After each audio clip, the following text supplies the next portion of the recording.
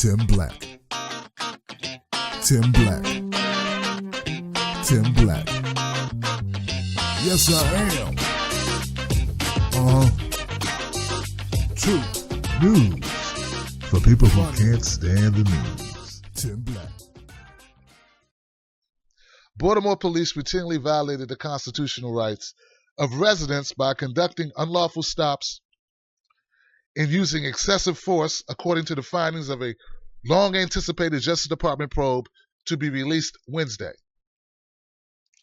The practices overwhelmingly affected the city's black residents in low-income neighborhoods, according to the 163-page report. In often scathing language, the report identified systematic or systemic problems and cited detailed examples. The investigators found that supervisors have issued explicitly discriminatory orders, such as directing a shift to arrest all the black hoodies in the neighborhood. They also found that black residents were more likely to be stopped and searched as pedestrians and drivers, even though police were more likely to find illegal guns, illicit drugs, and other contraband on white residents.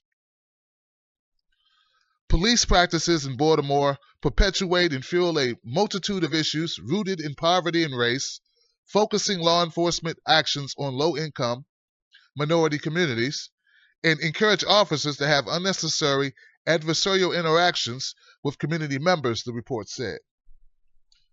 Am I still in here? All right. Launched after the death in April of 2015 of Freddie Gray, a 25-year-old black man from spinal injuries suffered in police custody, the wide-ranging probe uncovered extensive problems with the way Baltimore officers do their job and police themselves, the report said.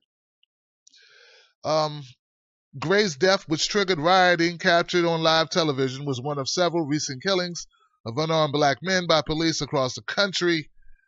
Now let's get to the results. The results of the Justice Department's investigation are expected to be announced Wednesday in Baltimore at a news conference attended by high-ranking federal law enforcement and city leaders. Baltimore Police Commissioner Kevin Davis said Tuesday that he is looking forward to reviewing the federal findings, and the report will help him improve the force.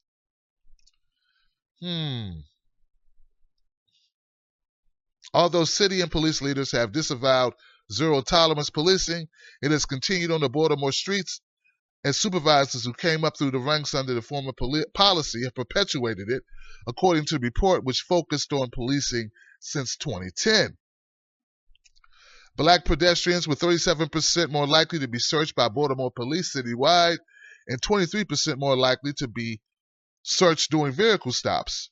But officers found contraband twice as often when searching white residents during vehicle stops and 50% more often during pedestrian stops. Wow. I'm just going to stop there. I'm just going to pump the brakes there. Here we go. You guys ready?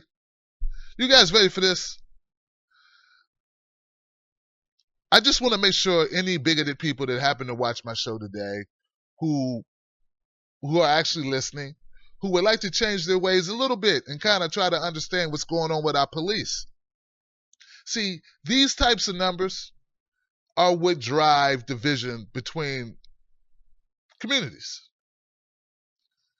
The type of findings that this report exposes are the types of things that lead people to not trust the police and lead people to say that police are bigoted. Now, contrary to what Rudy Giuliani and Sheriff Coon Clark says, these types of numbers here tell you the exact truth of why there's so much animosity between the black community and police. According to this report, they were a lot more likely to find drugs on white passengers, but they less likely to search white passengers, even though when they did search them, they found more drugs. So if it was only about finding drugs on people, who would you search? I mean, based on the occurrence of drugs being found on these people. Now, look, I have a problem with that altogether because it leads to biases, doesn't it?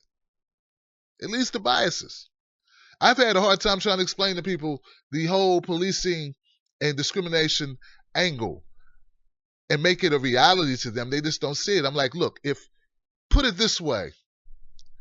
If you were looking for dates to someone to date and you only asked redheads out for dates, you would probably more than likely, only date redheads.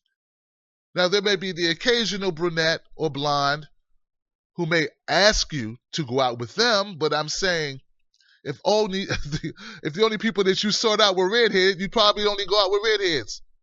Now, for our racist folks out there, and our people contaminated with mainstream media, particularly not mainstream media, I'd say Fox News propaganda, this may be a hard stretch of the imagination getting you to kind of understand it. All right? But if you only search certain people, you're only going to have certain results. This goes a step further because it shows that even when they had evidence that when they searched white folks, they found more drugs, they stopped searching them because that's not what they were there to do. It was never about, look, this is the thing about drug war. It's been never about getting drugs off the street. So I'm not surprised because that's not what it's about. It's about numbers. It's about fueling the prison industrial complex.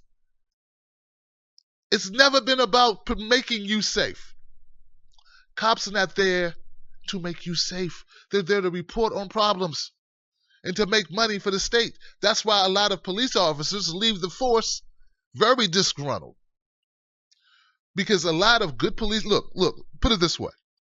A lot of very good police who go into policing for very good reasons, who believe that cops are good guys and they want to help people.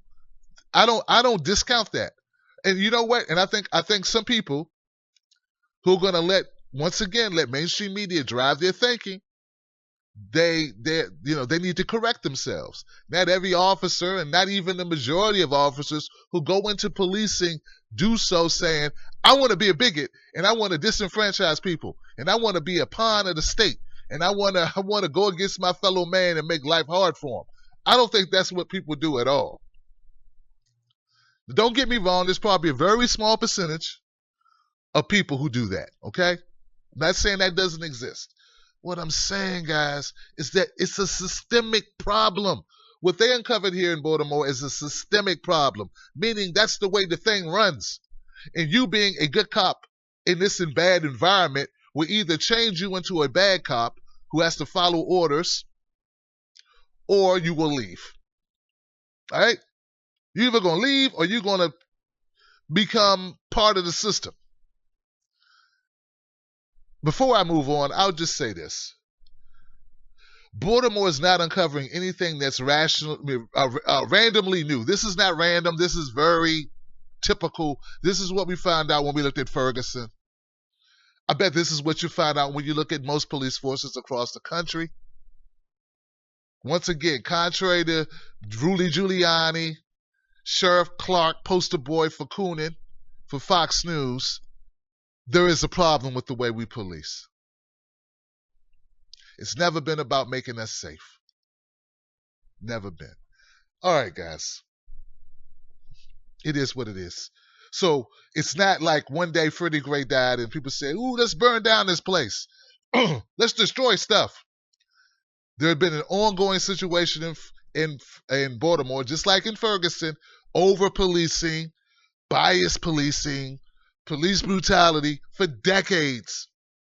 And then something happens and it's sort of like the match that lit the fuse. But the fuse was laid for a decade or so. All right. Thank you for telling us what we already knew. Now, the question, Baltimore, is what do we do about it?